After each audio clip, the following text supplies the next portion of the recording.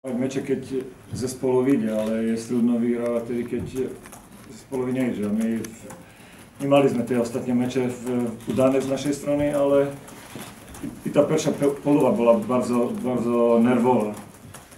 To je už, myslím, že tradícia v tým, že dostaneme branke a trasú sa kolena pri každom podaní, pri každom přijentí pivky.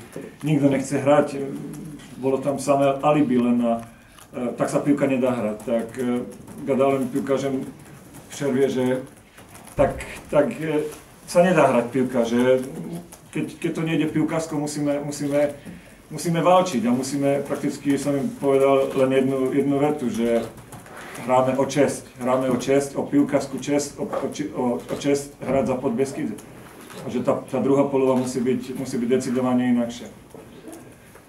Praktične mali nôž na karku a myslel, že tam tú druhú polovu, že prišla do toho válka, prišla do toho potom už i zmiana Šerpínu, ktorý vešet na levého obronce, ktorý dal, myslím, že bardzo dobrú zmianu a hrali sme už trošečke potom aj pivke, ale to nie je tá hra alebo tá pivka, ktorú ja ľubie grať, ale dzisiaj jest najważniejszy wynik, a ten sa nám udal po dlhým okrese tu zlomiť, tak z jednej strany